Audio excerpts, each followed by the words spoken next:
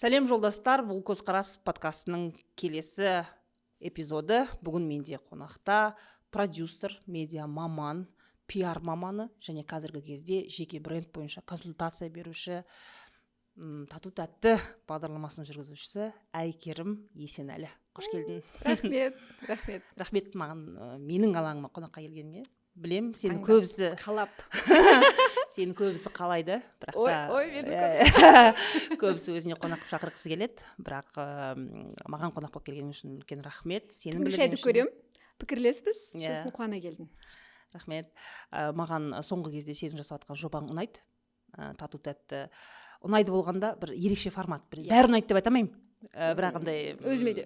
Бәрі ұнайды деп айта алмаймын, өйткені жалпы бағдарлама ол бір ғана жүргізушіге байланысты емес қой. Ол жерде қонақтардың несі. Енді оны қазір айтамыз.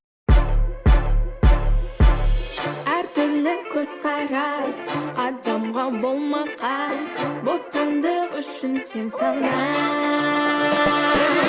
Тегерек теңдік, еркіндік, тегерек теңдік. Менің осы подкастымның дәстүр бойынша бірінші өзің туралы сөйлессек.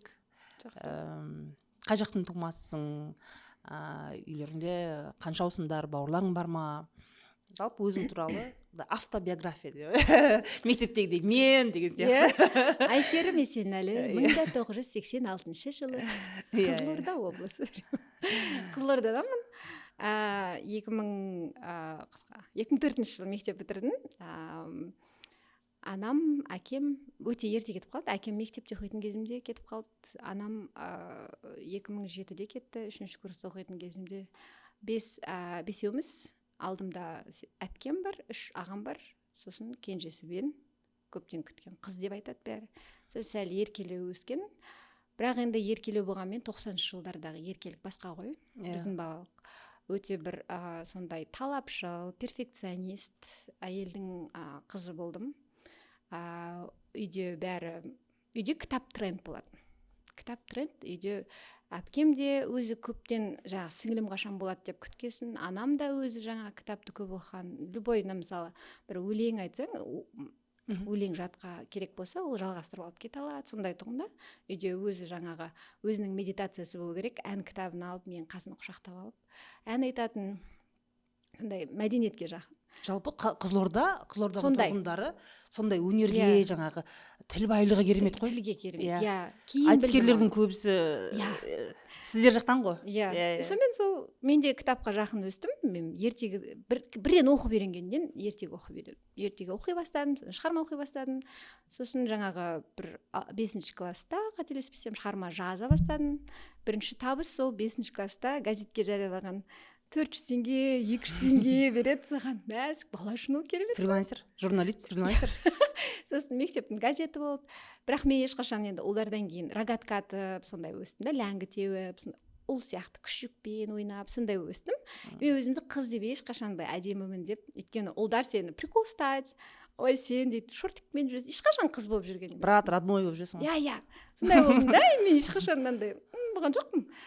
Сонымен сол мектепте не істейтінбіз? 8-ші класста тұрақты түрде жазғы каникулда бірдеңе істейсің ғой, әйтеуір. Газетке барып тұр, бірге барып тұруға форум болады, бірдеңе болады. Сөйтіп жүргенде біздің газет жабылып қалып, бір қызық жағдай. Ол газет Қызылордада частный ТВ бар, Қоғам ТВ деген. Екеуі бір этажда тұрады. Ана Қоғам ТВ-да қазір Лондонда тұратын Ғалымжан Қараманұлы деген бар. Ол кезде Ғалымжан Бәйімбет дейді. Өзінің бір 3 сағат продакшны бар. Ол кезде продакшн деген жоқ енді. Өзіне 3 сағат беріп қойған ғой. Жастар бағдарламасы, бір сериал түсіреді. Яғни 3 сағат ол өзі біледі не түсірсе де. Контент жасайды. Сол күшті жұлдыз бізде Қызылордада. Енді газет жабылды дейді. 3 ай боспын, не істеймін? Июнь айы. Әншілер қарасам кетіп баратыр сол. Артынан жүгіріп бардым. Мен тегін болса да жұмыс істей аламын. Мен тек жазып тұратын адам керек па дедім. Оны алдында бір форумда көріп қалғам. Ол жүр дейді да. Сөйтсем, оларға жұлдыз жорамал жүргізуші керек екен. Ойлашы, ешқашан жұлдыз жорамал көрмегенсің ба? Ол контентті қайдан аласың сонда? Газеттен. Артында тұрады екен, қасқа оны да жаттап алдық. Сол жұлдыз жорамалды жаттап, сосын жұлдыз жорамал жүргізіп, телевидение жұмысқа тұрдым. Балықтар деп қойып па? Оның келеді, мен комплексім. Сіздер бүгін үйден шықпаңыздар деп. Ол ең жаманы, ол былай ойлап тапты. Тоқты дейді, мүйіз ұстайды. Тауешкі дейді, бір жүн тері береді, бәрін бес дубля үзбей түсіресің де айна береді, егіздер дейді, мынаяқтан беріп жатады, мынаяқтан беріп жатасың, соны текстті айтып тұрасың. Сол креатив қой сол кезде. Ол қиын түсіру, крышада түсіреді, күн ыстық, Қызылорда ойлашы. Сосын ладно, бүкіл жаз каникул істеп болдым, и сентябрьде келсем, бәрі тоқта деп прикол ұстайды. Ой, мен өкіндім анаған. Ол қайдан білейін, ол менің стихиям екенін. Мен арманда білгірген жоқпын. Бала кезден журналистсің. Сондай болды, бірақ мен ешқашан кадрда боламын деп ойлаған жоқпын, армандаған жоқпын. 2000 жыл 7 июль эфирге шықтым, туған күнімде. Үйдегі жаңа бауырларың ата-анаң қалай? Вообще, олар күткен жоқ. Мен айттым, мен телевизорге шығам дедім. Олар ойлады, жаңа газетке барып жүргенде бір интервью берген шығар деп ойлады да. 7 июль кеш үйде шамалы адамдар бар, туған күнім болып жатыр. Туған күнді балалар төлемейді, ата-ананың достары төлейді.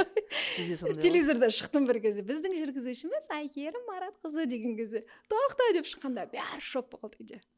Шын ба деген сияқтандай қалай реагировать етерін білмей қалды да. Оны бір жазғы қызығушылық қана деп қарастырды. Бірақ содан өзі жағы енді қабілет болып тұр ғой, жаза алғасын. Содан жағы кісі жастар бағдарламасын ашты, соны жүргіздім. Сосын өзі кетіп қалды Астанаға. Маған тастап кетті. Мен өзім режиссер, сценарист, редактор болып. Мектеп оқушысы. Ол кезде уже бірінші курс оқимын. 4 жыл бойы. Сен бірден телевидение мамандыққа түстің? Қандай мамандыққа, журналист кеттің бе? Мен журфакқа тапсырдым. Қызылордада набор болған жоқ. Алматыға мені үш ағамның предрассудки дейді, бай деп жіберген жоқ. Сөйтіп Қызылордада филфакты оқыдым. Бірақ өкінбеймін. Филолог. Иә, өйткені филолог болғаным үшін қуаныштымын. Өйткені көп кітап оқыдық ол жерде. Қайта сол дұрыс болды. Өйткені журналистиканың базасы, кешіріңіздер, журфактың адамдары ол жерде ол кезде жақсы болған жоқ. Мен оны оқымағаныма қуаныштымын. Өйткені менде практика көбірек бәрібір. Сен бәрібір сол салада жүргеніңді біліп, түсініп, филфакқа түсіп, ары қарай сол яғни мынандай да, кейбір адамдар, мысалы қазір мен осы подкаст көріп жатқан қыздар да ойланады ғой, жастар көп, журналист боламын дейтін жастар бар.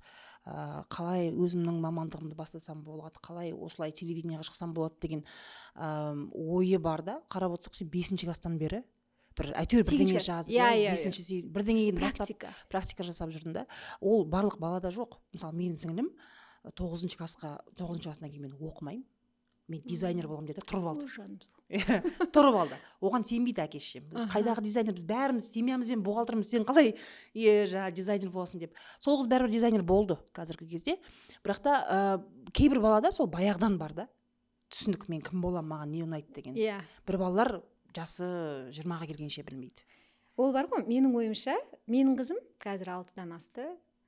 Ол суретке жақын. Мен әкем суретші болған. Мен мүлдем ойлаған жоқпын, менше ол қиял дейді олай деп. Мен ойладым, бір қызығушылық қоймайды, 3 жыл болды суретші боламын дейді. Және біздің үй толған сондай арт бірдеңелер. Мен қоймай жүр, қашан суретке бересің? Яғни менің түсінігім бойынша, мен енді 5-ші баламын ғой. Менің анам өзі айтып отыратын. 4 балада алдыңға көп талап қойған. Ананы оқы, мынандай бол, мындай бол, күткен. Менен күтпеді. Маған қалай не істегісі келсе соны істесін деді. Еркіндік бір. Соңғы патрон дейтін мама. Білген істесін дейтін, не істесе де қолдаймын дейтін. Мен жазамын десем қолдайды. Жаңа таңғы 5-те оятып алады да, шығарма жазатын кезде өзі кішкене көмектесіп жібереді, сұрақ қояды. Андай бүйтіп диктовать етпейді, айтады. Былайша, анау бүйтіп айтқанше, мына жерде бүйтіп жазып еді ғой, соны ойласаңшы деген сияқты. 11-ші классымда видимо, она хотела мені бір мотивация болсын деген шығар, жазған өлеңдерім, әңгімелерім бәрін жинап, кітаптан типографияға шығарып, 1000 штук, соны сатып, ол сатып кетті ғой, масқара дейді. Қалай сатып? Кәдімгідей ақша таптық қой біз. Выпускной көйлек, андай майда-шүйде шығын бар ғой, бәрін сонымен көтеріліп кетті. Сонда әдейі мені сенсін деп тұр ғой, соны стратегиясы болған ғой, не істесе де өзі білсін, бірақ сенсін деп тұр. Қырсың әйгер анаңның тәрбиесі деймін да, қыз баласының ақша тапқанын қолдап отыр. Бізде көбісі осын не қылмайды, бұл үлкен проблема, мен көтеретін үлкен проблема, әйелдің ақшасы, оны сен де түсінетін шығарсың. Қазір бағдарлама барысында, осы подкаст барысында ол туралы да сөйлесеміз, әйелдің еркіндігі және оның астарында ақша бар екені туралы. Жаңа бірінші курста сен уже практика ретінде жұмыс істеп жүрдің. Жұмыс істеп жүрдің телевидениеде. Ал Қызылордада, Астана, Алматыға қашан көштің? Қалай көштің? Мен тар болды. 4-ші курста маған тар болды. Негізі мені шынымды айтайын, ұстап тұрған анам ғана болды. Жылап қоймасам екен. Анам үшін қалдым, өйткені мен оған өте жақын болдым. 3-ші курста қайтыс болды. Сосын ары қарай түсіндім, өйткені бәрінің ойлағаны бір мені күйеуге беру болды. Ол солай қыз деген бүкіл бітіретін телевидение кезде сразу. бүкіл телевидение енді ойлады, мен түсінемін, уайымдады. Білмеймін неге, мен ана темпераментіме қарадым, бұзылып кетеді деп қорықты. Жаным, мен құрсын жүріп қоямын сені. То есть анасы қайтыс болды, ай дейтін әже жоқ, қой дейтін уже жоқ, бұзылып кетуі мүмкін деп қорықты ма, соны сезетінмін біртүрлі атмосферада. Сосын маған бір тауып, бір жақындастырып, анағанша үйде шай ішіп отқанда, енді сен де шай құятын боласың, намектар кетеді, бір жерге барғанда. Келін боласың ертең деп. Жұмыста айтады, университетте айтады, сен шошаңдамай біреуге тий дейді. Не шаруасы бар, білмеймін. Ладно, сөйтіп айтып жүрді, мен түсіндім. Мен күйеуге кетіп қалуым мүмкін, бірақ мен даже әйел болуға, жар болуға дайын емеспін. Өйткені менің көп ойлаған жоспарларым, армандарым бар, мен оны қанағаттандыруым керек. Және оны анамның менен күткені бар. Жалпы білем, менде ресурс көп, тәжірибе. Мен қайда сонда шайға құйып жүрем бе? Сондай болды. Сосын 4-ші курста уже түсіндім, анам қайтыс болғаннан кейін бірдеңе қылу керек. Ну и мектеп жаңағы жұмыста тар маған, ана жастар бағдарламасы тар. Жаңалықтарға жүргізім келеді. Baby face. Менде әлі ол проблема. Мен 38-ге толамын ала жаса. Әлі бетім бөпе сияқты, мысалы. Baby face плюс қой. Ну, менде көп минус болды. Қазір түсіндірем оны. Сонымен, өшім, жаңағыдай түсіндім. Сөйтіп жүрген кезде 50 жылдығы болды Қазақстан телерадио корпорациясының. Сосын бір форум болды. Сол жерде сол. Соған мен жаңағы жастардың телеарнадағы идеологияға әсері деген сияқты бір ғылыми жоба жасадым да. Соны қорғадым, сөйтіп ол үздік болды. Сол жерде таныстық, мен біліп тұрмын жалғыз шансым екен. Алматыдан келген бүкіл делегациямен андай коммуникация болды. Негізі көп нәрседе мене коммуникация көмектесті. Коммуникация болды, сосын мен телефонмен алмастым да, мен негізі баруға дайынмын дедім. Менде тәжірибе бар. Мен даже ешқашан жүргізуші болуды армандамайтын. Мен жаза аламын деп, сценарист бола аламын деп айттым.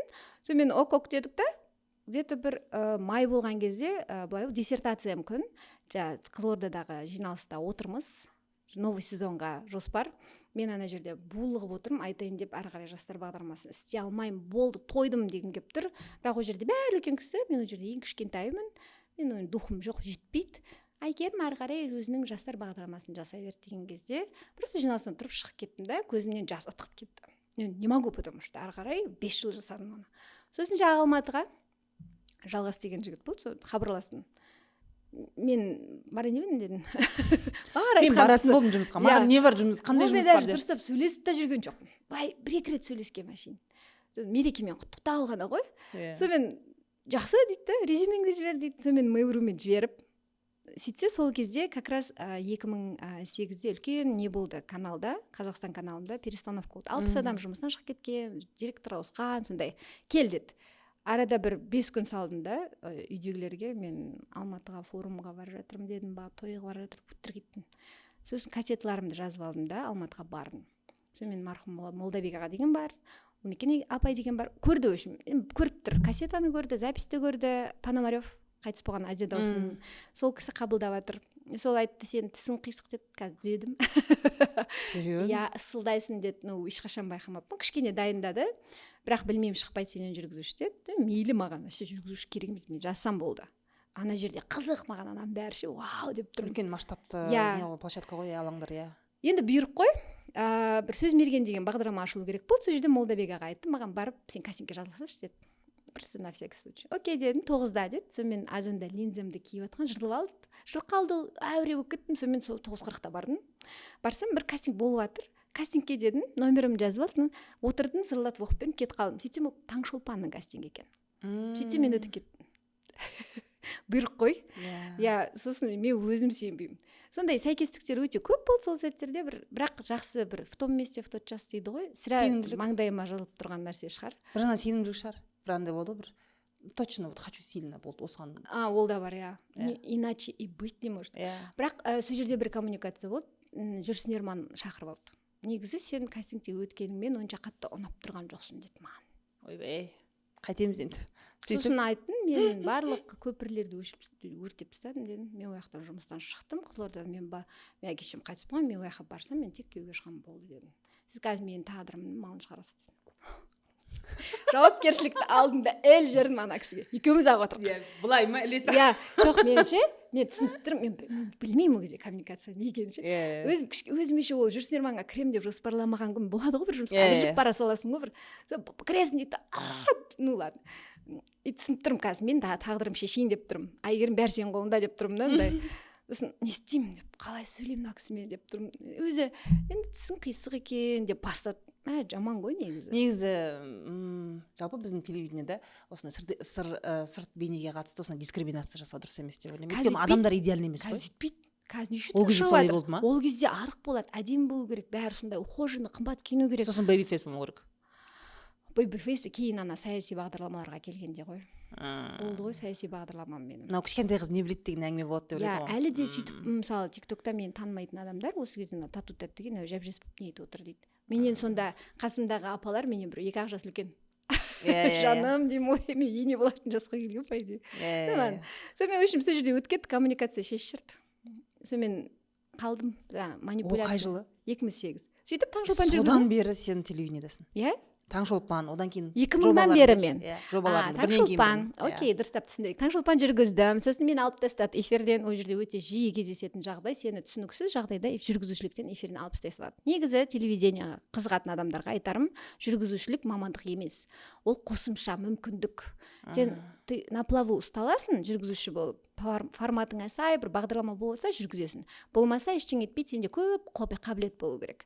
Мен сценаристпін, мен редактормын, мен сюжет, потому что ана жақта 5 жыл жинаған опыт бар ғой. А продюсер ол опыттан кейін келді 2014-те. И сол кезде Таңшолпан алып тастады, мен сюжет жасадым. Но менде андай дәлелдеймін, мен достигатормын.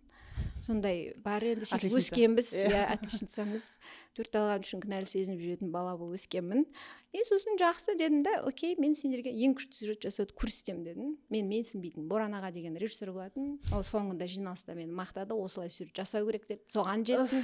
Дедім, соған ана мақтаған кезде. Сосын Алтынбек Рахметов бар. Соған барым айтын, Алтынбек ана ақша жетпейді маған дедім. Маған ақша керек. Мен сценарий жазамын дедім. Сөйтіп Айгөлек деген ашылайын деп жатқан. Легендарный Айгөлек. Соның сценаристі болдым. Назым Жанғазинова. Жанғазинова деппін ғой. Назым Әбілді ме? Кімнің? Ғалияның қызы. Байбосынова. Иә. Сосын жаңағы Еркеш Хасен және үшіншісі Әділхан бет бір бала. Үшеуі. Жүргізуші. Иә. Өзі бөпе олар. Солардың сценарист болып, солардың нянькасы болып. Иә. Нянькасы болып сол жерде жүрдім. Сосын кеш жарық деген болды. Сосын Намстодаға кетіп қалдым Францияға. Ана большие гонки ше. 2012-де. Мен соның сценарист Азамат ағамыздың құлағында. Сен жасамаған бағдарлама бар ма? Ой, сериалға да жаздым ғой. Яғни жаңа күшті инсайт айттың да, күшті ақыл айттың да қыздарға. Мынау журналистикаға, телевидениеға баратын қыздарға, мысалы, действительно телевидениеда жүргізуші отқан қызды көреді да, мә осылай болғым келеді дейді да, бірақ та жаңа сен айтқандай тек жүргізушіге оқу дұрыс емес, иә? Жоқ, олай емес. Как минимум сенің үстіңде жақсы киім болу керек. А ол киімді саған жүргізушілікке берген ақшаға аламайсың сен. Ол жетпейді. Сенде қосымша Сенде блог болу керек. Блог болу керек. Сен жұмысқа, мен осы кезде медиа мектеп көп қой бала-шаға келеді, ақыл сен блог жүргіз деймін. Вот қалай өмір сүреді, бәрін көрсет. Қалай телевидение жұмысқа тұруды армандап жүрсің, қадамдарын бәрін блогта жүргіз. Өйткені саған ол керек болады, ертең как минимум сен мейкап жасап үйреніп алу керексің, киіну керексің, аяқ киім кию керексің сен. Сенде бәрі болу керек. Соның бәрі үшін сен өзің менде вы думаете. Андай не ғой, полное самообслуживание. Жоқ, енді береді телевидениеде, но қазір ғана мүмкін жететін шығар. Но извините меня, мен 24 жыл болды. Бірінші кезде маған жетпейтін. А мен жақсы киінгім келеді, мен жақсы таксимен жүргім келеді, мен автобусқа мінгім келмейді.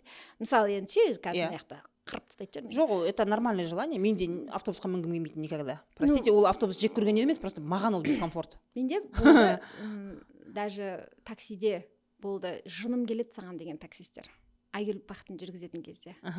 Сондай, енді лишний коммуникацияны кейде болады, қаламайсың. Мысалы ше, бүгінде болды сондай, кеше болды сондай коммуникация таксиде мысалы. Енді сондай жағдайыңды жасағың келеді, машина алғың келеді, жұмыс істегің келеді, көбірек болған қыдырғың келеді, шетелге шыққың келеді. Қайдан біреу келе қалып жаңағы ақша бермейді ғой саған. Мен достигатормын, мен еркектен күтпеймін оны ешқашан мені әлі, егер бар болса кәніге қайдасыңдар. Мен бірақ әлі көрген жоқпын ондай. Мен бәрін өзім істеймін. Шетелдің бәріне өзім ақшаммен барғам. Сондықтан мен оның бәрін түсіндім, өзім ақшам керек екенін. Менде осы 4 жұмыс 2010-нан бері үнемі 4 жұмыс болады. Лав радиоға тұрдым. Сосын жаңағы 1-2 проект жүреді, сценарий жазып жатам, ана жақты жүргізіп жатам, ананы бүйтіп жатам, ананы сөйтіп жатам. өзім сондай гиперактивный. жеке өмірге қалай үлгердің? Қысқаша, егер мүмкін болса, отбасың туралы айтсаң. Жеке өмір босанғаннан кейін болды десең. Жеке өмірге Ануар Алматыда болды, мен Астанада болдым. Біз алыстан кездесіп жүрдік. Осы жерде айтайын, на расстояние қарым-қатынас емес. Я это всегда говорю. Мен осы кезде қыздар жүреді, бір анау біреу ар жақта, біреу мын жақта, ол мені сондай жақсы көреді, түнде жеттің ба деп хабарласып тұрған. Ол қамқорлық емес, адамды тани алмайсың. Мен енді соқыр болып күйеуге тидім демеймін, бірақ бәрібір де алыстан қарым-қатынас емес. Ол жерде тек романтика болады. Тек романтика, тек жақсы жағы болады. Тек сағынысу, көрісу ғана болады. Ал күйеуге шығатын адамыңды сен жан-жақты 360 градус тану керексің. Кризис менеджменті, оның қаржылай сауаттылығы, стратегиясы, оның жалпы агрессиясы қандай, ол жоқ емес бар, конфликттен қалай шығады, бәрін көру үшін сенде әртүрлі өмірдің ситуацияларында ол жаныңда жүру керек. Керек па, машинасына отырып алып аздан кешке жүр. Білмеймін, қыздар сөйтіп істейді ғой. Тексеру керек, тексергенде тану керек. Жақсы көру деген сөз бар қазақта. Сүйем демейді. Ағылшындар fall in love батып кетеді байқұсар. Бізде жақсы көру дейді. Ол аватарда бар еді ғой. Я тебя вижу. Сол ғой, жақсы көремін сені. Жақсы көрген кезде ғана сүюге рұқсат. Менің ойымша. Өте дұрыс деп ойлаймын, келісемін. Жеке өмірге қашықтан махаббат болды. Одан жұмысқа занятсың? Онлайн болды. Ол кезде мен продакшным көркейіп, табысқа жетіп, жаңа машинаны үлкейтіп, масштаб үлкейтіп, Дубайда болып жүрген кез. Сондықтан ол маған ыңғайлы болды солай. Сөйтіп жүрген кезде сол үйлендік қой. Сосын келін болған кезде деп қалдым мен. Қандай келін болдың? Телевизионщица. Жалпы журналистика мен телевидениеде жеке өмірмен осы мамандықты ұштастыру оңай ма, қиын ба? Негізі ауырлау. Бірақ мен енді мен 30-да күйеуге шықтым ғой. Мен тойған едім. Оған дейін мен продакшн ашып, продюсер болып, гештальттарын бәрін жапқан едім. Сосын менде алдымда бала босану, келін болу. Өйткені бір жағынан мен үлкен адамдарды сағынамын. Мен өмірімде үлкен ата-ана жоқ болған. Көбіне түсінетін шығар, мені көп әйелдер осындай жағдайдағы үлкен адамның қамқорлығы жетпей тұрады. Бір ішіндегі кішкентай бала риза болмай ататындай, еркелеші мен деген тема болады. Сол кезде мен өзім, мен енем болсам, мен анамдай болады деп қуанып күттім соны. Ануардың анасының кейбір мінездері менің анама ұқсайды негізі. Мен жақсы келін болдым, орамалмен жүрдім. Енді күйеуге тигеннен кейін бір айдай сол қалада жүреді қой, туған үйінде, үлкен үйде. Екі енем болды, негізі мақтайтын мені. Болатын даже, енді біз Қызылордақтармыз, палау істейміз. Болады, бір асысқа бір палау тосып қалды бір рет. 5 келі күріш тұр, ана жерде палау істей салшы деді, сен палауың күшті ғой деді. Мен 5 келі күрішті істеп көрген жоқпын. Дедім, давай деп істеп жүрдім. Күшті болды, бәрі наоборот сол білмеймін, риза болатын енді. Бірақ енді ол кезде жаңағы жертвовать дейді ғой. Мысалы, менің проектім Тұмарға номинированный болып атты. Бірінші Тұмарда, бізде ол кезде предсвадебный подготовка атты, мен Астанаға бара алмадым. Сондай, бірақ ол үшін іште, сенде жеке өмір ғой, әйгерім деген сияқты. Яғни сенің карьераңның кейбір өте маңызды жерлерінде өзіңе жоқ дедің, отбасын таңдадың? Болды, ондай, өйткені бір жағынан ол жерде ондай қынжылу болған жоқ, өйткені менде бәрі көңілім тоқ болды ол сәтте. Отбасын қаладың бір жағынан. Жаңа деңгей ол тек отбасы болып тұрды. Бірақ кейін уже кейін болатын, баламен жүресің жұмыста. Өйткені оның да жұмысы бар. Ол сен қалада тұрасың, оған қарайтын адам жоқ, кішкентай бала деген сияқты. Кейде болады, бір шақырып қалады аяқ астынан, балам емізулі, бір аутсорс алып аттым. Сосын жолда көлікте бір есімде осылай ұстап алғам, гаишниктер ренжімеңіздер, ол еміп отыр, мен рульде келедім. Өйткені 20 минуттен кейін сен қазір председательге кіру керексің дейді. Окей, ұйықтап тастау керек. Ұйықтаған күйі где-то бірге толып жатыр сол кезде.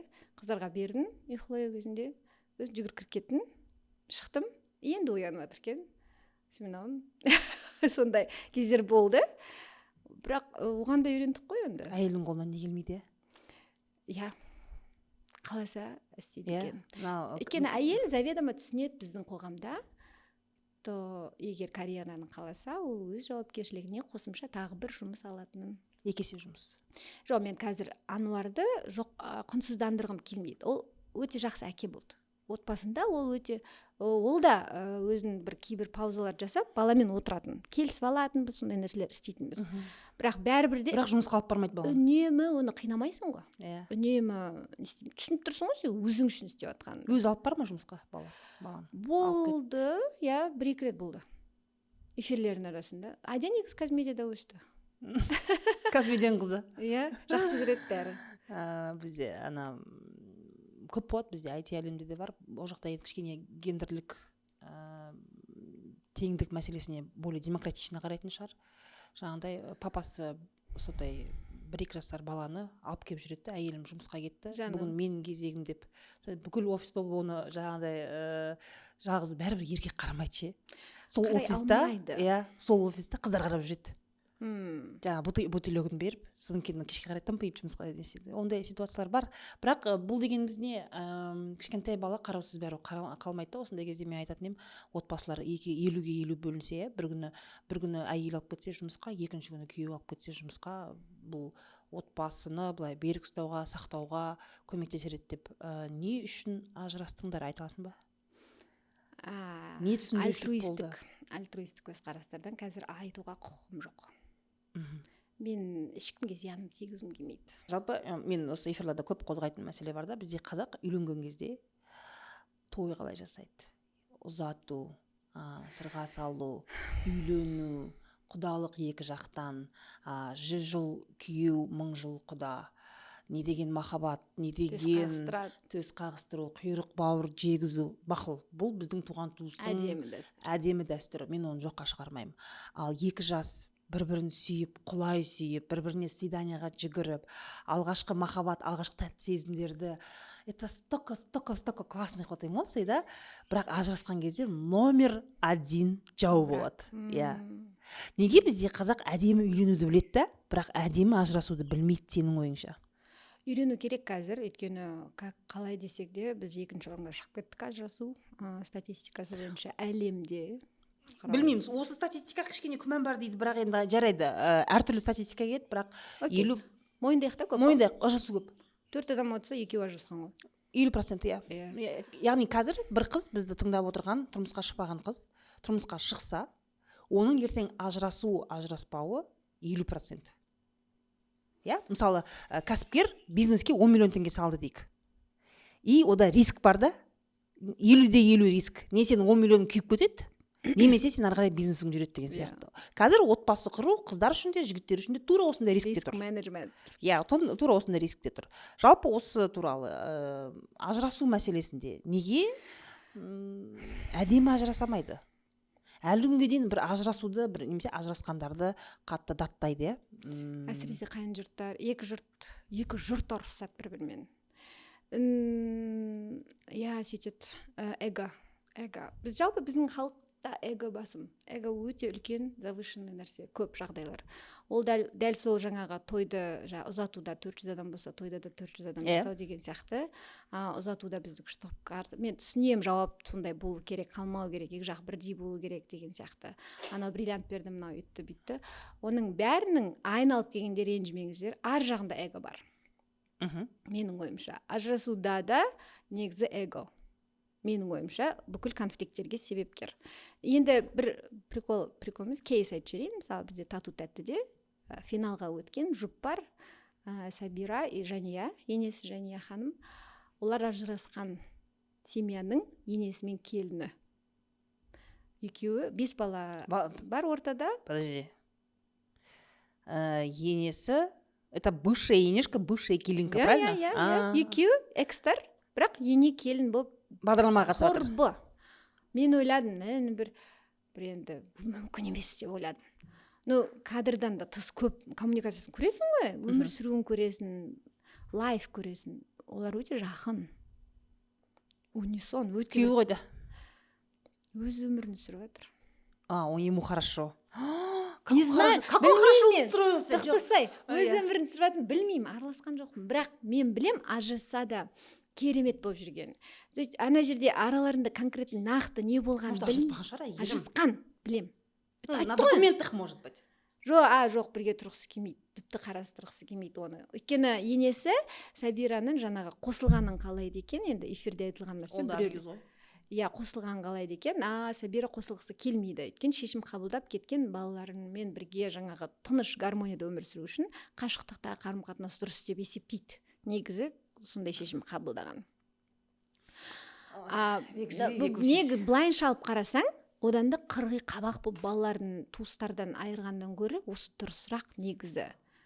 Өйткені жоқ, дос болып жүргені. Иә. Бірақ бірге тұрмайды ғой. Жоқ, бірге тұрмайды.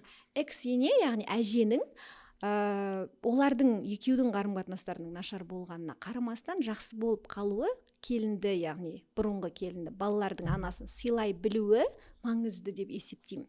Өйткені бала бәрібір туыстармен араласады. Иә? Бала барады ана жақтан анаң жаманды естіп келуі мүмкін. Өйткені ол сөз айтпасы да іштей жаңағы тұрады. Анау сасық энергетика тұрады. Иә? Сасық кеуде бүйтіп иісін шығарады. Бала оны сезіп келеді. Балалардың көбісі эмпат қазір. Анасына барады, анасы үндемеуі мүмкін, или ол да бірдеңе айтуы мүмкін. Екі оттың ортасында қалып қояды. Кем дегенде двуличный болатын сияқты адам ондай кезде. Да, ты на двух фронтах играешь. Иә, екі түрлі манипулятор өспеу үшін екі фронтта жүретін. Екеуі бірдей стратегический план құрып бірге өсіре бастау керек баланы. Менің ойымша экологиялық тәсілмен ажырасу деген ол окей, біз ажырасатын болып шештік, бірақ балаларды бірдей тәрбиелейік, сен бүйтпе деп бір жаңағы шекаралар сызып алу керек сияқты. Мысалы, сен ажырасқан кезде, жаңа Сабира енді енесімен жақсы қарым-қатынаста екен, экс енесімен. Саған экс енеңмен жақсы қарым-қатынаста болуға не көмектесті? Қалай болды? Олар сендердің отбасын енді любой ешқандай Ануар шешті. Білмеймін не болған. Кішкене пауза алдық, үндемеймін. Мен конфликт құра алмаймын, мен айқайласамаймын. Мен шын айтайын, білмеймін, істей алмаймын. Менде қиындық болса, мен үндемей қаламын. Я затыкаюсь себе. Сондай болды, сондай кез болды. Сосын оны енді Ануар да білет, негізі мен үндемей қалады. Мен жалпы конфликт болған жоқ, ештеңені дамытқан жоқ. Бір жағынан менің ата-анам жоқ қой. Мына жаққа менің жыртысымды жыртатын. Сондықтан ол бір жақты болып қалмайды. Олар менің қайын жұртым араласқан жоқ. Олар менен сұрады, ағаларым, әпкем, бітті ма, соңғы шешімің ба деді. Я дедім, сыйлаймыз деді. Өйткені үлкен қызсың, сен бәрі өзің біліп тұрсың деді. Бірақ ақыл айтқан жоқ, ештеңе істеген жоқ. Қосылып қалса, тағы да деді деген сияқты. Ештеңе деген жоқ. Қалай істейсіз, солай деді. Оларға да хабарласқан жоқ, миларын ашытқан жоқ екі жақ. Ол маңызды нәрсе. Миларын ашытпау керек та бір-бірін. Ол бір. Екіншіден, мен Ануарға өзі сол айттым, бөлдік біз. Шығындарды бөлдік. Артық әңгіме керек емес, бөлдік, түсіністік бәрін. Содан кейін жаймен өзі әжесі кездестірдік, отырғыздық. Мен барып отырдым, бірге шай іштік, менің көзімше кездесін деп, мен бар екенімді, тірі екенімді көрсетіп деген сияқты. Бұл баланың бәрібір идеологиясы менде, бәрібір де анада. Қандай түсінікпен өсетін, қандай дудкада ойнаса, сондай әнге билейді бала. Сол үшін оны тәрбиелеп отырған анамен қарым-қатынастың жақсы болуы әке жақтың туысқандарының өзінің санасында жауапкершілігінде екенін түсіну керек. Анаң жаманды ана сезбейді емес, сезеді. Баласын суретінен көріп қояды. Өйткені сурет салып қою мүмкін бала, бірдеңе деп қою мүмкін, айтып қою мүмкін. Сол кезде ашуланған әйел не істейтінін білмейміз ғой. Сондай болмау үшін ар жақ мына жақпен екі қарым-қатынас дұрысталуы оның интересінде негізі. Өйткені өсет бала, бәрібір ол туыс араласады, екі жаққа бірдей болады. Одан ажырасқан екеуі ғой, бірге тұрмаймын деп шешкен. Екеуінің жауапкершілігі. Иә, бала ажырасқан жоқ қой. Көп еркек баладан да ажырасады ғой. Мен осы жерде көп айтамын, осын түсінбейді әйелдерде. Ер адам ажырасқан кезде ол күйеу болуды тоқтатады, бірақ әке болуды тоқтатпайды. Соны айтамын ғой. Бізде бірден у нас же бывший женамен бірге бывший дети болып кетеді ғой. Ой. Тағы да қайталап айтып, мен әр подкастта айтамын ғой. Қазақстанда алимент төлемейтін еркектердің қарызы 22 миллиард теңгеден асты. Это о чем говорит? О том, что у мужчин бывают бывшие дети. Не только бывшие жены. Бұл жерде әйелдерге, аналарға шамалы даналық керек, әжелерге. Қандай даналық? Әкелерге. Бірақ мен жауапкершілікті енелерге ысырып жатырмын. Жоқ, негізі әкелердің өзі түсіну керек. Өйткені шешім қабылдайтын кезде еркек ешкім ол біреудің баласы болып үйленген жоқ қой, ол еркек болып шешім қабылдайды. Қыз да сөйтті. Қоғамда сондай оптика қалыптасқан да, әдет қалыптасқан. Бірден кез келген еркекке қатысты проблемада біз стрелканы әйелге бұрамыз. Не әйеліне, не оның шешесі, не оның әпкелері почему-то ол бүйтіп преступление болған кезде еркек андай бесцветный болып қалады, ол жоқ болып кетеді да, и сахнада тек әйелдер қалады. Мынау шешесі травма берген, ойбай мына әпкелері мешат еткен, әйелі өзі бірдеңе дейді да, еркек жоқ ол жерде. Өз гендерін жақсы көрмеу деген бізде дамып кеткен, иә. Понимаешь? Келсем, өз гендерін жақсы көрмейтін әйелдер өте көп. Бұл да енді үлкен мәселе. Бірақ ол менің ойымша түзеліп келе жатыр. Өйткені қазір біз айтсақ, сізбен бірге, ой, өстеді әйелдер десек, солай кетеді. Қалай таратасың, солай кетеді. Қара шай дұрыс, жасыл шай давление түсіреді десек, бәрі соған сенеді да, ешкім оны гуглдан термейді, врачтан сұрамайды, солай істей бастайды, соған сенеді, істейді. Қазір біз әйелдер жай ғана әрекетпен шашап тұрған, су бере сал, қолдай сал, сондай майда-майда қадамдардан әйелдердің жаңа әпкелік, апалы сіңілілік қолдауы сөйтіп өседі. Менің ойымша жаңағы тату тәттідегі Сабира мен Жанияның кейсі бізге үлгі. Қалай шешім қабылдаса да, балаларды әжесіз қалдырмаймын, оны 5 баланы бір өзін өсіріп атырған келінді қинамаймын, көмектесемін деп шешім қабылдаған әйелдікі тамаша қадам деп ойлаймын. Енесінікі, иә, тамаша қадам. Жігіт енді өзінің жауапкершілігін сөзіне жатар, білмеймін не болған олардың, араласқым келмейді. Бірақ енді ол бөлек әңгіме. Бірақ әйелді қолдаған дұрыс деп ойлаймын. Көбіне қолдамай кетіп жатса, қолдаңыздаршы дегім келеді. Иә, бұл сенің бағдарламаңда ең сол көрінетін нәрсе, сен андай ғой, примерно студияда тұрсын ортада, мына жақта келіндер, мына жақта енелер, жаңа сәл не то бола ма, бір атлас болатын сияқты, бірдеңе бір мына жақтан бір енді әртүрлі регионның адамдары, әртүрлі жастағы адамдары, әртүрлі мнение болған кезде ана жерде сәл не то сөз кетті ма, ауыздан авария боласың ше, өте қиын. Мысалы, енді сенің бір сондай неше жылдық тәжірибең бар, маман болғаннан кейін шығар, өйткені біз осы недавно, былай бит су сияқты. Недавно өзің білесің, хабар арнасында бір-ақ бағдарламасы жабылды. Сенің коллегаларың. Көршісіңдер, медиацентрде отырасыңдар барлығың. Күнде бірге жүріп кофе ішетін адамдарың. Мынандай қара да, ол бағдарламада жаңағыдай бәрі әйтеуір отрывкамен запись бар ғой, ютубта бәрі қанша өшіріп тастаса да, ана әйелді айналдырып келіп екеуі екі жақтан қинап жатыр, ана байқұсты уже истерический припадокқа түсірді, қоймайды, күйеуін әкеп қасына жабыстырып отырғызып қойды, қоймайды. Ол не деген, мен түсінбеймін, ол бүкіл сонда бағдарлама командасы қалай деймін да.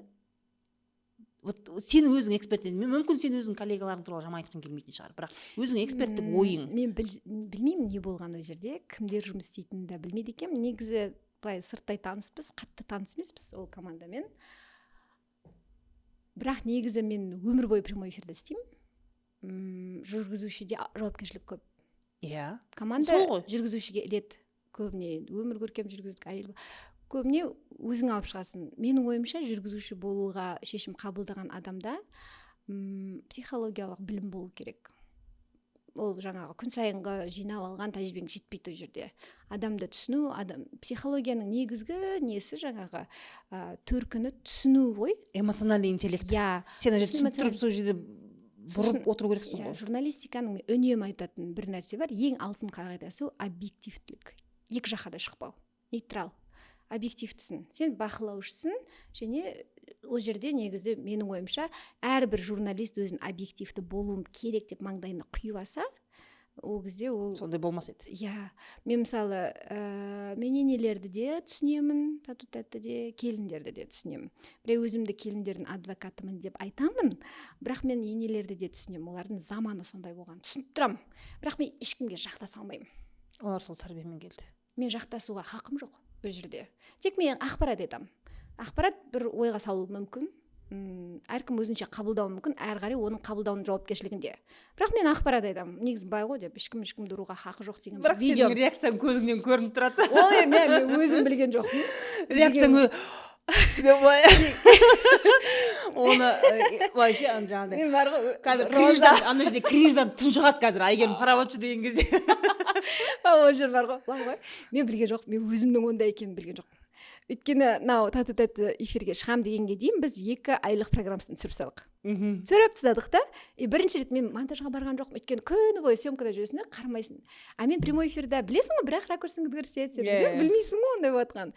Бірінші программаның тұсаукесерін бірге отырып көріп жатыр ғой, мен ана жерде я мен білген жоқпын олай мен бәрін алып көрсететінін же мен андай дегендер бәрі кетіп жатыр кринж деген моменттер ғой иә түрімнен бір субтитрім жазылып тұр ғой иә мен бәрін алып жатсыңдар ма не мен осындаймын ба не деймін да а ты что думала дейді да иә кейде иә енді таңшолпан жүргізу басқа ал мынандай реалити шоу жүргізу реалити шоуда расында эмоция солай болу керек қой иә ну ол мен сондаймын өмірде сондаймын Өмірім шығып кетеді былай барым сол. экранға барым сол енді қарашы сен әйел бақытында командасында жұмыс істедің иә неше жылдар бойы әйел бақыты әйел проблемаларын көтерді соның арқасында Ләйлә Сұлтанқызы кітап жазды оқыдық ол кітаптағы әйел кітабындағы историяларды оқысаң енді шошисың одан бөлек сендерде сол әйел бақытынан шыққан проект болды 3 бұхат деген жоқ ол кезде мен ол кезде бірге жұмыс істемеймін әйел бақытының жүргізушісі болып келдім мен негізі басқа каналдан шақырды сосын менде өзі ереже болған келісім болды енді мен шамамен түсініп тұрмын формат өзгеруі мүмкін любой новый бағдарламада сосын жұмыссыз қалып қоймайыншы деп айттым баяғы опыттар бар сол жерде айтты иә біз саған мүмкіндік береміз екі айдан кейін мені жүргізушіліктен алып тастады Ләйлә ғана жүргізеді деген ғой сол кезде бірінші рет мен продюсер болдым сосын бір ай берді егер бір айдың ішінде рейтинг көтерсең продюсер болып ары қарай жұмыста қаласың болмасаң кете бересің деді сосын жаңа команда құрдық Әлияшым көбісі енді сол жерде бірге жұмыс істедік қыздарға үлкен рахмет айтамын менің бірінші тәжірибем болды ол продюсерлік ол әйел бақыты негізі біздің телевизиядағы әйелдердің тақырыбын көтерген бірінші жоба иә содан кейін осы күндізгі слот пайда болды күндіз әйелдерге арналған жоба деген жалпы формат сондай пайда болды тенденция пайда болды иә ал мынау тату тәтті айтпақшы бірінші осындай реалити жоба тарихтағы и қызық нәрсе мен оны жүргізіп жатырмын бұрын оны қызық қой ол кезде мойындайын мен іштей ойлайтынмын туф өзім бір жүргізсем ғой деп андай өзім жүргізсем ғой осындай программаны деп өйткені бәрібір де біз жаңа заманның адамдарымыз басқаша көзқарас болып тұратын ана жерде ішімнен тақалатын кездерім болатын бірақ ол жерде құдайға шүкірміз қазір өйткені ол кезде кейде болады кейіпкерлерді аналар үйіне барып өзім алып келемін машинаммен өйткені көнбейді келуге жезөкшелер келді эфирге өзің барып иісі шығып тұрады деген сияқты ғой көліңе отырғызып өзің алып келіп қоясың эфирге деген өзің сөйлесесің ол жобада енді мен сөйлеспеген адам жоқ депутатпен де саясаттың адамымен де жезөкшемен де бәрімен сөйлестік жұмыс істедік и бәрін бір біріне қарсы қойып енді сондай күшті реалити шоу болды ол да иә үлкен рейтингісі бар жалпы қазақстандағы алғашқы сондай бағдарлама ютубта да қандай көп қаралым жиналатын еді да успех действительно успех қазір тату тәттіні жүргізіп жатсың ол 2014 қазір 2024 ол кезде де енді сен программаның ішінде де болдың жүргізушісі де болдың сол кездегі қазақ әйелі мен қазіргі тату тәттідегі қазақ әйелі 10 жылда не өзгерді қазір негізі бар ғой енді жаңағы үлкен сот болды ғой бізде бір ай бойы көп адам ойын өзгертті одан кейін жалпы ол кезде мизогиния үлкен болатын эйджизм өте үлкен деңгейде дамыған болатын және ол қалыпты болып көрінетін жас болсаң не высовывайся лично мен өзім продюсер ретінде өзім жаңағы маман ретінде жас қыз ретінде күйеуге шықпағаным үшін умничать еткенім үшін көп айыпталатынмын ол кезде ал қазір бізде жастарды қатты қолдаймыз мысалы білмеймін мен енді осы кезде жас болсам мүмкін басқаша болар еді карьерам деп ойлаймын да өйткені ол кездерде классика өте көп тұғын бұрынғы совет өкіметінен қалып қойған нәрселер көп болады эфир болушы еді ғой әйел бақытында білесің ба телефонмен звондап бір жігіт зорлаған жайлы ма айтады да соны кәдімгідей эфирде сондай бір не помню сондай бір эпизод болған кейіндеу болған шығар білмеймін мен жоқ мәселе ода емес мәселе сол кездегі историялар 10 жыл бұрынғы трэш та и это было абсолютно нормально біз соны телевидение арқылы тыңдаған кезде ондай өмірде бар екен ғой бірақ соның қылмыс екенін дұрыс емес екеніне біз баға бере алмадық мен сізге айтайын ба сол кезде бір кейіпкер болды маскамен шықты ағалары зорлайды өте маған қатты әсер етті сол соны келіп жылап айтты қашан бірдеңе шамалы емсеміс есімде бірақ факт танып қойып даусынан ағалары звондады эфирге звондады біз білген жоқпыз қостық и ол барын айтты анаған білмеймін ұмытып қалдым шамалы есімде және сол қыздың өзін өте бір кінәлі сезінгені есімде нашар сезінгені есімде жалпы құрбандар үнемі өзін кінәлі сезініп жүретін жағдай өте көп болатын сол үшін де бір әйел келді бір рет ол басқа ток-шоуда істеп жатырмыз, мен жүргізіп отырмын. Бір әйел келді, күйеуі ішеді, жаңағы ұрады, 4 баласы бар, өзінің қызын зорлай қоя жаздаған. Соның бәрін айтып отыр, бірақ ажыраспаған. Мен неге ажыраспайсыз енді деп айтып жатырмын да, өйтіп айтуға даузың бармайды ғой. Ажырасу деген сөз біртүрлі бір қылмыс сияқты. Ал ол айтады, мен ата енемді жалғыз қалдырып кете алмаймын, оларға қамқоршы керек дейді. Қарау, қызың зорлаған адамға, зорлауға жақын қалған адамның шаңырағында сен қалып отырсың. Үлкендер үшін. Мен енді мойындайын, әйел бақытын жасаған кезде мен күйеуге шыққым келмей қалды. Менің эфирлерімнен кейін де қыздар айтады, сіздің эфирлеріңіз көргеннен кейін күйеуге шыққым келмейді деп айтады. Жоқ, ол дұрыс түсінбейді, восприятие ғой. Тату тәтті де мен көзқарасым, мойындаймын, мен ажырасқаныма 3 жыл болды. Мен жалпы түңіліп кеттім, отбасын құру деген керек емес деп шешкенмін. Мен тек бірақ мақсат ана болу болды. Және оны ойлайтын да уақыт болып жатқан жоқ, шын айтсам. Мен өзіме қымбатқа түсем, соның бәрін ұйымдастыру маған қиын болып кетеді. Сосын ол туралы ештеңе ойлап кеткен жұмыспен ғана. Ал мен қазір қарап отырамын да тату тәттіде. Әйелдерді, үлкен әжелерді, немерен қолдай, келінді қолдау, ұлына дұрыс направление беріп жіберу, күйеулерді көрем. Өйткені әже де, ана да эфирде тұрады ғой 5 күн бойы. Сол уақыттың бәрінде балаға күйеулер қарап отыр. Кадр сыртында жүреді өйстіп. Жылап атады ана балалар, естіп атам мен. Соның бәрін бірінші рет күйеумен баламен қалып атырған 5 күнге күйеулер бар ана жерде.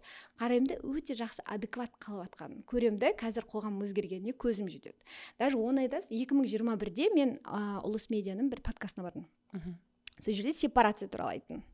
Қарыз болуға болмайды, баланы өзіңе қарыз қылып өсіруге болмайды деп, бала өзі алғыстар, онсыз да ата-анаға көмектеседі деп пікір айтқам, сол кезде мені жерден алып жерге салды. Ал қазір осы сияқты пікірді мен айтамын, мен кереметпін. То есть 21-ден бері қанша жыл өтті? 3 жыл өтті. 3 жылда адамдар өзгеріп кетті. 3 жылда. Бұрында ұруға болмайды деген пікірді айтып қалсаң, быт-шытын шығаратын. Қазір менің осы пікірім TikTokта тарап кетті. Бәрі 95% дұрыс деп. Тек үлкен андай ұратындар ғана қолдамай тұр, қалғандардың бәрі содан арнықтауға болады, кім ұрады, кім ұрады. Уже содан фильтр жасауға болады. Қоғам жақсы қарайды. Балам сонда жерде жатып жылап жатса, не істеу керек дейді. Сосын анан пікірді оқимын да, жауап жазайын деймін да, қазір өздері жауап береді деп. Өздері табады, өздері жауап береді. Өздері түсіндіріп жатады. Бастысы тату тәттіде енді мен тамақ істейтін нәрсе көбіреулерге ұнамайды, әшейін шоу деп ойлайды бәрі. Бірақ ол жерде көп енді шоу үшін тамақ істейді негізі. Ана жерде өз келіннің өзін пісірген тамағын таба алмай қалса қиын да ана жерде бір қойып фон ғой енді ол тамақ істеу, ол тек бағдарламаның фоны шығар деп ойлаймын. Керек, негізі эфирге келіп 5-ші эфирден кейін ойын өзгертіп жатқан әжелер бар, енелер бар, өзгеріп кетіп жатқандар бар. Қарым-қатынастары өзгеріп кеткендер бар, жақсы түсіне бастағандар бар да. Сосын әйтеуір кем дегенде осы студияға келген, жаңағы 8-8-ім қанша болады? 64 әйел өзгеріп шықты ғой. Одан бөлек рейтинг қалай телевидениеда бұл бағдарламаға? Күндіз қойылып жатыр ма? Мен енді ютубтан не тиктоктан қараймын, былай қараған жоқпын телевизордан. Түсте тұр енді, түсте тұр. Негізі кешке болса вообще күшті болатын сияқты, сериалдың орнында болса ше. Өйткені сериал сияқты. Менің былай орыс тілді достарым бар. Ана мужчины и женщины деген сияқты программаларға подсел дейді ғой, отырып алғандар. Енді олар тату тәттіге отырып алып. Өйткені ол сериал сияқты. Соны кәдімгі ютубтан көріп отырады соны. Кішкене экшен жетпейтін сияқты ма? Қалай ойлайсың? Дәл сол басқа әріптестеріміздің кейбір әрекеттерінен кейін экшеннен қорқамыз. Экшен мүмкін жаңағыдай кейіпкерлерді бір-біріне тірестіру емес, білмеймін, бір сол ұйымдастыру мәселесінде бір қызық жаңа сезонда болады, жаңа маусымда енді көбірек ер адамдарды араластырғымыз келіп тұр. Өйткені бәрібірде, өйткені ол жерде біз тек талқылаймыз да, ер адам өзі жоқ. Сол өзі жоқ. Негізі көп ер адам маған да жазады личкаға, жігіттерде қатысыншы дейді. Соны ойлап тұрмыз, бәріміз командамен. Менің ойымша енді менде бар, бәрінде де бар, бір күні бір мүмкін күйеулер келе ма, білмеймін. Мойындау керек, енелер мен келіндердің арасында жалпы қалыптасқан бір фундамент болып кеткен ұғым бар, үнемі екеуі конфликтующий образдар деген. Олар да дос бола алады, олар бір-бірін үнемі қолдайды, осылай да болады. Өстіп қолдасаң болады бір-біріңді. Ол қалыпты. Бір енелер бар, келіні жұмыс істейтін болғасын, үйде бала қарап отыратын. Келіні ұйықтавасын деп тамақ істейтін. Оны көрген адамдар жалпы алғанда классика. Мысалы, ене болайын деп жатқан менің құрбым бар, ол 50-де. Ол айтады, қалай болады дейді да, қаталдау болуым керек па, мен білмеймін дейді, талқылап отырмыз бәріміз. Мен білмеймін, қаталдау ол кішкене енді басында төбеге мініп кетпесін дейді. Сол жерде былай талқыландық, айттық, сен негізі қызың сияқты жақсы көре берсең де болады ғой деп. Өйткені адам деген алғыс арқылы әрекет етеді ғой.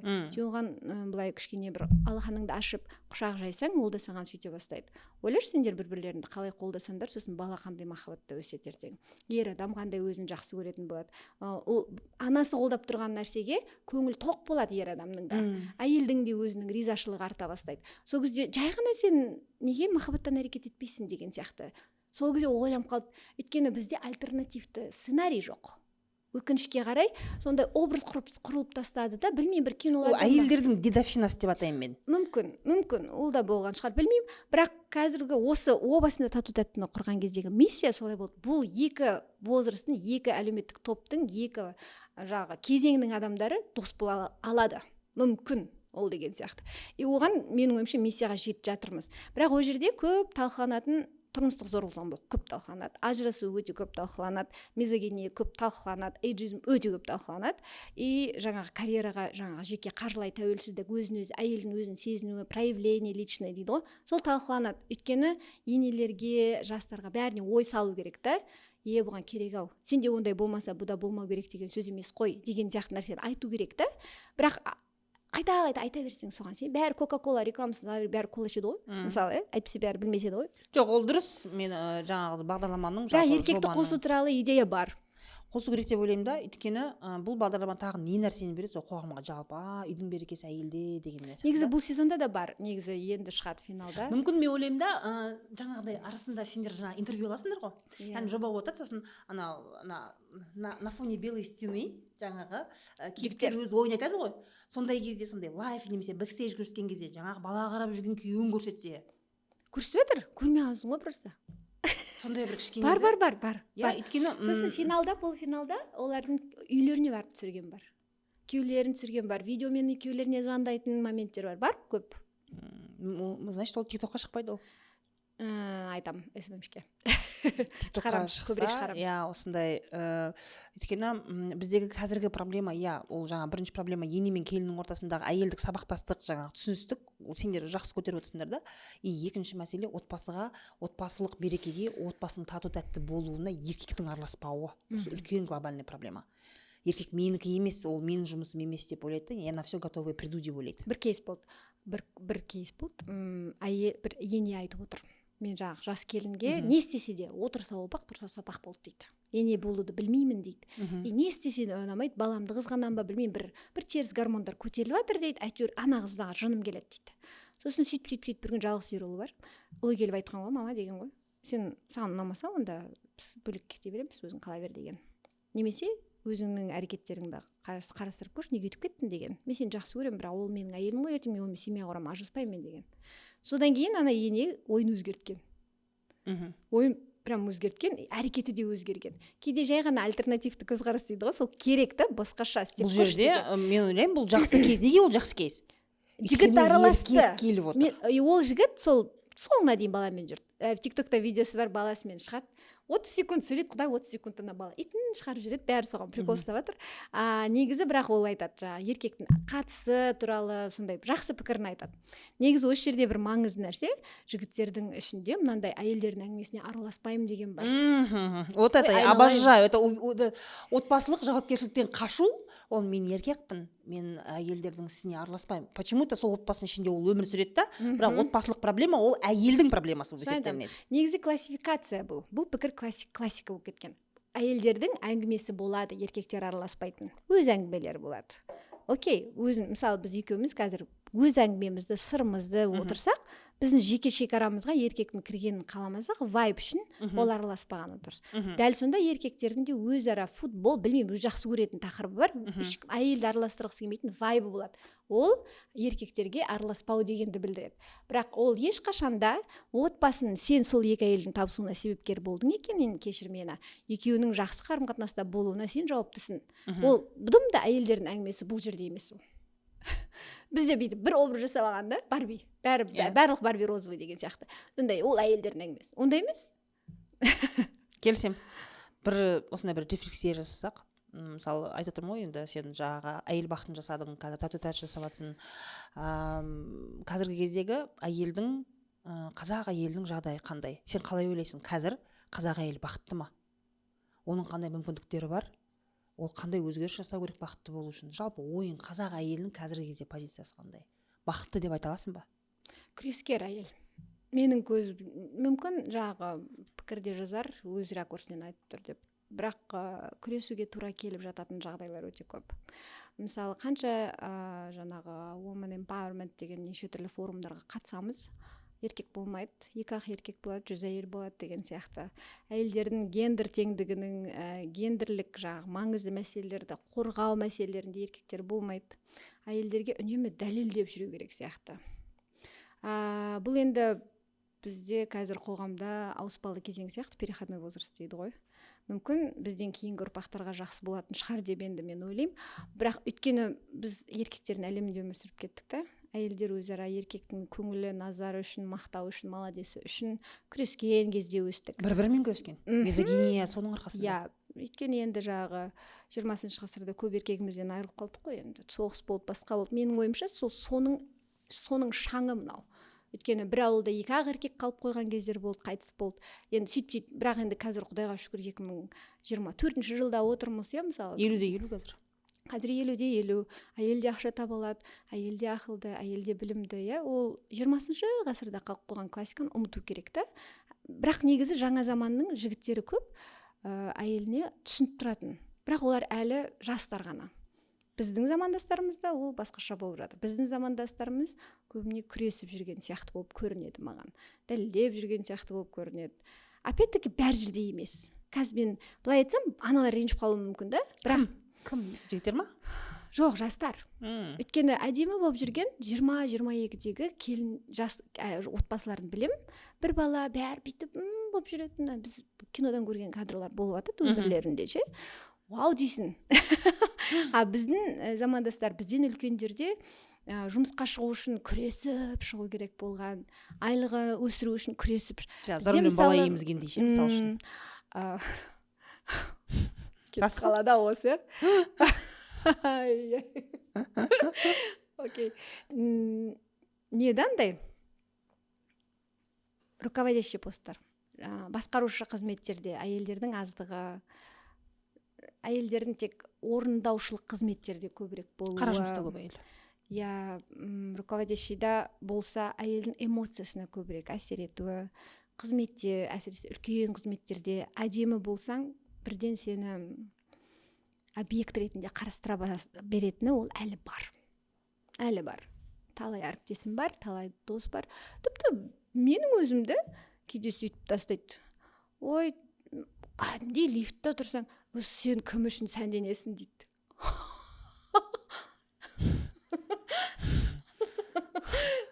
Қалай сонда? Солға менде де андай мен өзіме настроение жасап шығамын да, күшті, ұнайды жөнді тренд. Ешқашан бір үшін сәнденбеппін. Бірақ сөйтіп ойлайды да ер адамдар. Әйел өз өмірін еркекке арнау керек және арнайды да деген сондай деп ойлайды да. Иллюзияда өмір сүреді. Сен кім үшін сәнденесің деп сұрап тұрған ер адам, ер бала менен кішкентай. Үндей алмай қалдым мен сол сәтте. Мен өйткені ішкі анализ болып кетті да, масқара бұл сонда. Неге бұл сөз маған келді деген сияқты. Неге ол оған өзіне сондай сөз айтуға рұқсат беріп тұр? Ол в принципе неге маған өйтіп сөйлеп тұр? Мен оны танымаймын ғой. Жалпы бұл да харасмент қой. Негізінде қазір енді бізде сондай жоба дайындалып жатыр ғой, сталкерство мен харасментке қатысты. Көп қыздар даже оқыған, жұмыс істейтін, өзіне сенімді қыздардың өзі харасментпен бетпе-бет келген кезде сопротивление бере алмайды. Потому что жаңағыдай да, сен оны күтпейсің. Күтпейсің, мысалы, допустим, сен лифтте тұрсың да, и біреу алды да сенің құйрығыңнан бір салып қалды, сен не істейсің? Дым істей алмайсың ғой. Көп қыздар үндемей қалады, просто этот страх, это парализует сразу. Не істерін білмей қаласың. Иә. Сен вроде бы боевой қызсың, жұмыста алғыр да, ана жерде сен ештеңе істей алмайсың. Өйткені ешкім күтпейді. Ешкім күтпейді, жаңағыдай комплимент, типа комплимент кім үшін сәне, это же харасмент. Это ол комплимент емес ол. Иә. Мен көңіл біреулер мәз болатын шығар, иә. Жаман әсер етті ол. деп қалдым мен. Енді жаңағыдай газлайтинг дедік, виктим блейминг дедік. Мен ойлаймын қазір енді осы жаңа жобаның арқасында сол харассмент мәселесі қатты көтерілсе екен деп ойлаймын, особенно корпорацияларда, үлкен компанияларда. Жаңағыдай айтып отырсың ғой, әдемі қыз болатын болса, давай әйгерім сен екінші қатын болатын қыз екенсің деген сияқты. Осындай офиста айтады. Бар, айтады. Естиміз оны. Иә. Не қыласың жұмысты? Маған айтуға дұқ жетпейді, бірақ естимін қыздардан. Иә, ондай бар. Ол мен айтамын, зато мен ондай корпорацияда. Ондай сөзді естімеу үшін, өзің айтқан тіс қаққан бар ғой, андай бетің мынандай стерва болып тұру керек та, андай болып тұру керексің. Сол кезде ол саған сөйлей алмайды. А ондай болсаң сен стервасың. Иә. Яйца дейді. Иә. Кешірім сұраймын. Сондай болу керексің. Әйелге сондай жаңа мінез шығаруға, стерва болуға, она вынуждена, это защита ее. Бар. Потому что жаңағыдай екінің бір мен де естігем, басқа қыздарға солай айтқанда, сен досыма екінші қатын қылып берейін ба, бірінші қатын бар мынау іске қылып ұстайды, енді сен екінші қатын саған да сөйтіп қарайды деген сияқты. Вот так открыто жұмыста айтылады. Керемет бір мәселе бар, айту керекпін деп ойлаймын. Пікірлер ғой тиктокта, осы өйстіп айтатындай, ютубта көп өйстіп айтатындай, бұл кім бай бар ма деп жазады да. Иә. Сосын жарты пікірлер қорғап жатады, иә, бар. Құдайға шүкір, оны түсінетін адам көп қазір. Сонда ол кәсіби маман ретінде отыру үшін ол жерде міндетті түрде әлеуметтік статусы, күйеу болу, қазір еркек болу керек па? Әйтпесе болмай ма деген сияқты. Бізде күйеу жоқ, ол ажырасқан дейді да, бәрі таң еткізіп тастайды. Ол ажырасқан әйел негізі. Жалпы ажырасқан деген сөз жаман, өйткені кінәлі қылып тастайды да. Сен екі есе жұмыс істейсің, әкеріне әке болып жатырсың, сен альтруист, екі жақты да ойлайсың, сен психологияны изучать етесің, сен ақша табасың, сен әдемі боласың, сен өзің жеке өміріңді ұмытып кетесің, мысалы. Ажырасқаннан кейін ол үшін еркек болып үйрену керек қой. Үйреніп кетесің. При этом сен өте женственный түріңді сақтап тұрасың. К сведению. Бірақ сонда да сен әйел жаман, әйел кінәлі, ол толық емес. Сондай пікір ойлайтындар бар. Мен қатты таңғаламын соған. Білмеймін, мен күлкім келеді соған оқыған кезде. Сонда ол, то есть менің 2 дипломым, менің қанша 24 жыл еңбегім, бүйтіп фук еткізіп тастайды. Күйеу жоқ сенде. Күйеу жоқ сенде. Бізді тіпті әзілдеп береді, қыздармен әзілдескенбіз отырып. Осы тату-тәтті де ертең ажырасқан деп қан ішеді ғой деп. Сақина тағып суретке түсе салса іш құрсын дедік та. Маған айтады да, сақина тақты суретке түсе салса, тынышталсыншы солар дейді да. Сосын мен по-настоящему күйеуге шықсайын, 3 рет күйеуге қой деп бас тарттық. Идея қараңызшы, сонда бұл идея қалай келіп тұр. Сонда қорғану үшін алдауға әзілдеп болса да соған келіп тұрық та біз. Сонда барлық сенің бүкіл өмірлік еңбегің, тәжірибеңді қорғап алу үшін саған мынау керек та. Иә, 0. Ол проблема бар, иә, менің де эфирлерімде отырмын, осы қатынның байы жоқ сияқты дейді да. Яғни менің осындай, білмеймін, жаңағыдай өте еркін сөйлеуім, батыл ой айтуым, оны тек жаңағыдай байы жоқтар айтады екен. Адамдардың ойы бойынша. Байы жоқ, сұрауы жоқ, әкесі жоқ, ағасы жоқ екен. Сөйтіп жазады еще маған. Тым көрмеген. Иә, сондай, ешқандай көргенсіз, сол үшін өстіп атады дейді да. Вот это вот призма бар, сондай, дұрыс емес. Жақсы, мысалы, айтып жатыр ғой, енді көп нәрсе, енді кез келген проблеманы шешудің бірден бір жолы, ол проблема болдырмау дейміз ғой. Сенің ойың, мысалы, ажырасу көп деп жатырық. Қазіргі кезде мынау бағдарламаның тату-тәттін жасап жатқан миссияларын түсініп жаңағыдай ажыраспасын, жаңа бар ғой, бізде определенный процент, негізі бізде ұлттық статистика бюросы бізге ажырасу туралы статистика берген кезде ол жерде бірінші орынға алкоголь, наркомания, игромания, зорлық-зомбылық солар шығады да. Бірақ мен талай пост шығарамын ғой сол туралы. Астында комментарийде енем үшін ажырастық, енем ажыратты деген не бар да, яғни негласно бәрібір ортада жаңағы ененің ортаға түсіп, екі жастың ажырасып кету жоқ емес, ол бар.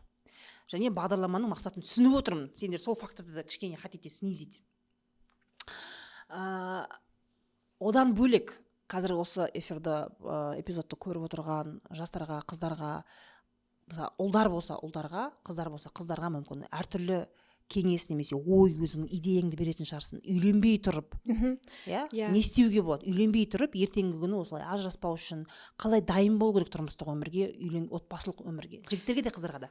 Менің күйпісіп айтатын ең күшті сұрағым, үнемі айтатын сұрағым осы. Отбасын дайындауға, отбасылы болуға дайындау. Келін болуға емес. Отбасылы болуға.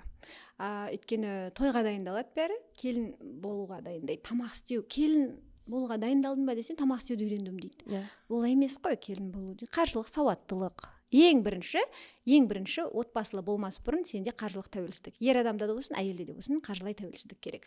Қаржылай тәуелсіздік дегенді былай. Кем деген кезде? Бүйтіп айтшы, қаржылай тәуелсіздік дегенде өте простой қылып айтшы, андай. Ақшаң болу керек. Және өзің ақшаңды өзің жұмсай алатын. Өзің таба алу керексің. Иә, өзің таба алатын, және оны көбейте алатын, оны 5 жылға жететін ақшаң болу керек, қысқасы. Депозитте тұру керек. Иә, оны сақтап, жинап үйрену керексің. Және оны жалпы ақшаға дұрыс суық көзқарас болу керек. Және ол менікі деген кәдімгі пікір болу керек. Иә, мен ортақ бюджетке бере аламын, бірақ менің өзімнің де ақшам бар, және ол менікі. Мен бәрін беруге міндетті емеспін деген ой қалыптандыру керек, қалыпты болу керек. Ерде де, әйелде де. Екеуі де бірдей. Қызда міндетті түрде өзінің жұмыс тәжірибесі болу керек деп ойлаймын. Декретке дейін.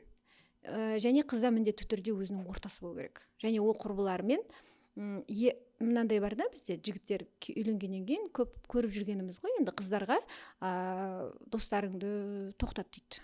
Күйеуге шықпаған құрбылары автоматически соңғы вагон қиылып қалады, иә? Негізі олай емес. Мүмкін оның психологтары ғой қыздары. Құрбылары. Қазіргі заманда ешқандай құрбы, ол құрбысының ажырасып кетсін, жаман болсын деп ешкім тілек айтады деп ойламаймын. Сондықтан ол құрбылары қалу керек. Және еркектің де өзінің достары болу керек. Және бір-бірінің өз жеке уақытын сыйлап үйрену керек деп ойлаймын. Сол сыйластықтан, және менің ойымша, көз жеткізгенім бойынша, үйленбес бұрын отырып, кәдімгі брачный контракт жасамасаң да келісім болу керек. Мен осындай табатын боламын. Мен баладан кейін осындай ақша табуға кірісетін боламын. Осындай армандарым бар, мен оны жүзеге асырғым келеді. Ер адам да, әйел адам да. Екеуін сосын стратегически жоспарлап құру керек. Және отбасылы болғаннан кейін балалы болуға дайындық керек. Балалы болғаннан французский дети не плюются едой деген кітап бар, мысалы. Сондай неше түрлі кітап оқы, керек па, әке-шешеңнен сұра, не істейсің, білмеймін, подкаст көресің бе? Бірақ әке болудың, ана болудың психологиясына, сосын организмнің бүкіл кальцийің нең бәрін толтырып алу керексің. Тек қана бір рет гинекологқа барып келе салу, ол дайындалу емес. Өйткені сосын бала туылғаннан кейін бір кішкене ауырып қалса, ойбай, әйел кінәлі дейді. Шын мәнінде олай емес, 50-50 бәрі. Және 50-50 екі жақты жауапкершілікпен қадамға кіру керек. Балалы болғаннан кейін финансовый атпат болатынын білу керек. Соған дайын болу керек, подушка керек. Армандарың қыдыруың бар, оған жететін ақша керек. Және содан артылдырып әке-шешеге беретін ақша болу керек. Егер соны ақыр сенің гештальтың тұрса сол жерде. Өйткені бәрінде бар, әке-шешеме елік ұсталып беруім керек деп жүретін балдар бар. Сосын бірге тұру мәселесін шешу керек. Өйткені былай айтады. Үйленбей тұрып, бөлек тұрамыз дейді ғой, бірақ үйленгеннен кейін... Жоқ, осы келісім болу керек. Сөзінде тұрмайтын жігіттер болады. Сөзден секіріп кететіндер болады. Білем. Понимаешь? Бүйтіп айтады, ата-аналар айтады. Бүйтіп айтады. Біз осы подъезден астынан квартира саламыз дейді. Сосын ол бір пәтерде тұрумен, бір подъездде тұру екі түрлі. Сосын барып, сөйтіп бір пәтерде тұратын болып қалады деген сияқты ғой. Ақылдаспайды, кеңеспейді. Онда менің ойымша жалпы мен қыздарыма, құрбыларыма айтам, күйеуге шықпаған, жүріп бастадым ба танысып ал деймін. Жүріп бастағаннан кейін танысып ал, кім, қандай отбасы, қандай үй, қандай өмір сүреді, ішкі мәдениеттері қандай, эмоциональный интеллекттері қандай, не жақсы көреді, дәстүр қалай, бәрін көр. Өйткені олар сенің ертең болашақ балаларыңның кәдімгі копиясы. Сондай балалар өсіресің сен. Соны сенің ішіңнен толықтай солармен үзбей түйісу керек та. Сосын окей деп. Сол кезде сен саналы шешім қабылдағансың. Мен білген жоқпын болмайды да. Сол кезде сен әрі қарай сонымен не істеу керек екенін білесің. Сосын менің ойымша ең маңызды нәрсе конфликтті шешім қабылдай алу. Конфликттен шыға білу. Ұрысты ажырасудың себебі деп айтады. Негізі ұрыс ажырасудың себебі емес. Ұрысқан керемет нәрсе. Үндемеген бәле негізі. Ұрысып, сосын сол ұрысты соңына жеткізу керек. Өйткені ұрыс ол крик души дейді ғой. Мен сенімен сақтағым келеді қарым-қатынасты. Мені естіші болып жатады да. Соңында естіп, деп отырып керек па 3 күн ұрыс. Бірақ соңында шешімге кел. Екеуі де риза болатындай. Сенікі дұрыс емес. Сенікі дұрыс деп үндемей құтылғандар түбі үндемей кетіп қалады. сонда сол конфликт шешуді үйретпейді бізде. Конфликт бізде либо қашады, немесе конфликт ерегісу, кто кого перекричит. Вот, эго. Сондай да, өйткені конфликтте ең дұрысы, мысалы, екі көзқарас сай келмеді ма, екі жақты түсініп, тырысып, қарастырып, ортадан бірдеңе шығару керек та. Сол шешім қабылданып, екі жақ сөзінде тұру керек. Инфантильный қатынас бар конфликтке. Айғайласам болады деген сияқты. Соңына жеткізбей айтып кетіп қалады. Ол конфликт шешу емес. Ол конфликт шешу емес. Сосын ата-аналарға баланы сепарация жасай бастау керек. Олардың әке-шешелері, Құдайға шүкір, адам болып бала тудыңыздар ғой. Осы кезден бастап емшектен баланы кеудеден шығара бастаған сәт сепарацияның бірінші қадамы. Оның самостоятельно. Ұл жоқшылықпен сыналады, қыз барда өсу керек дейді, бір мақал бар ғой сондай. Соған сәйкес баланы әртүрлі челлендждер ұйымдастырып өсіру керек. Мектептен мысалы сыныптастары бар қызымның неше түрлі, әртүрлі жерлерде түседі, кружоктарда, спортта. Мен білем, баланы көріп отырам да, қандай отбасында өсіп жатқанын көріп отырам. Дұрыстау керек негізі. Бала да сондай болып шығады. Аналар түсінеді, аналар бәрін біледі, әйелдер бәрін біледі. Көріп отыр, тиктоктан, инстадан осыны көріп отыр.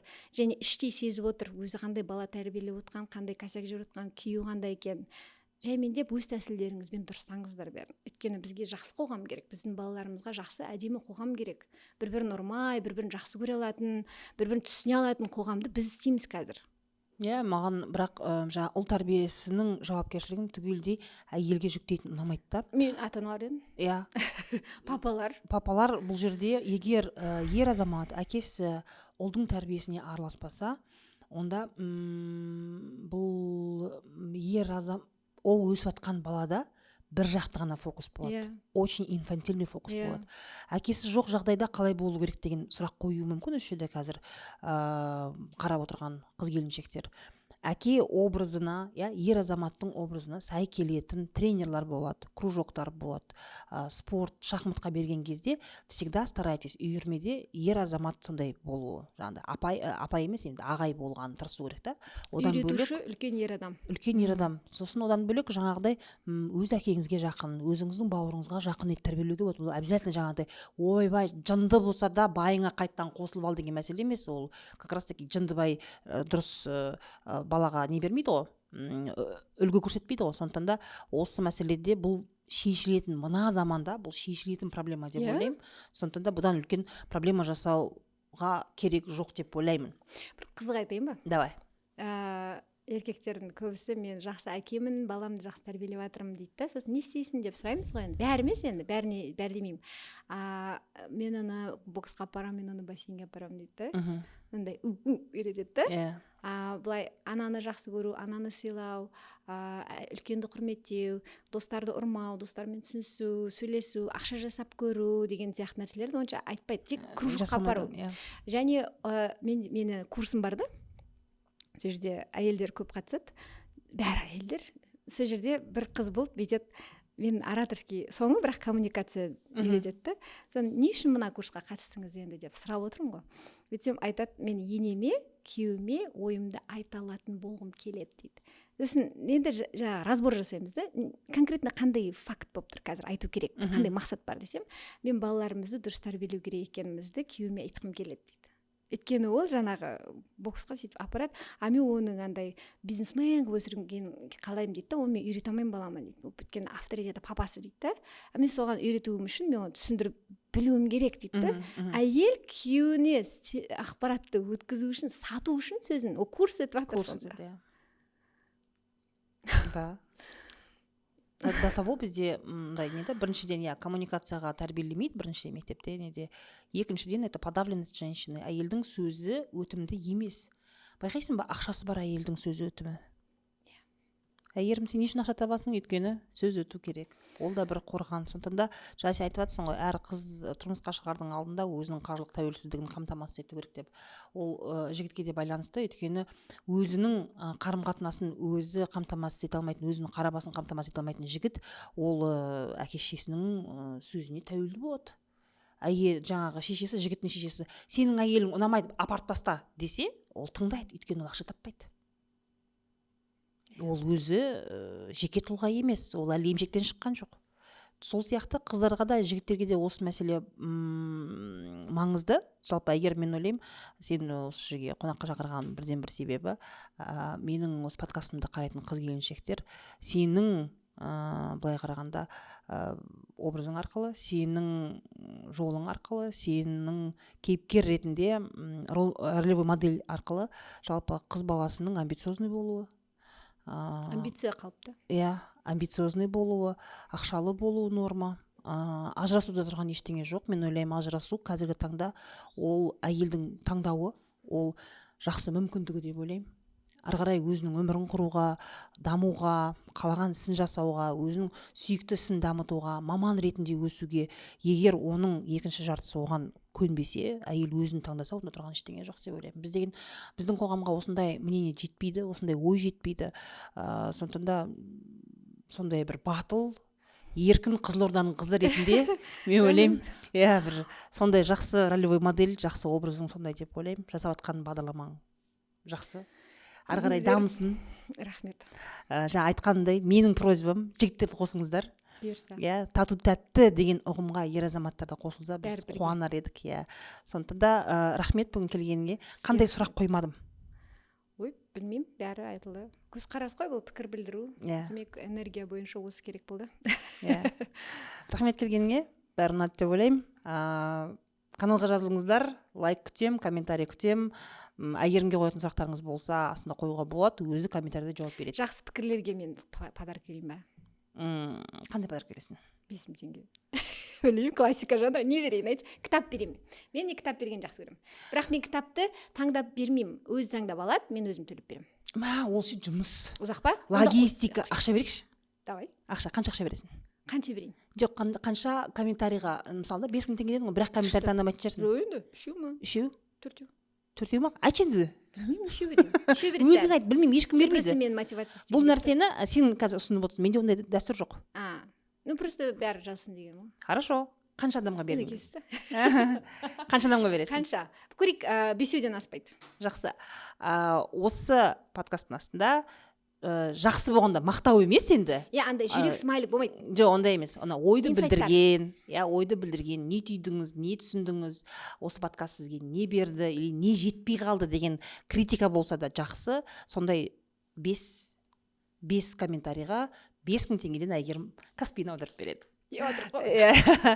Рахмет. Рахмет сізге, Роза. Жақсы.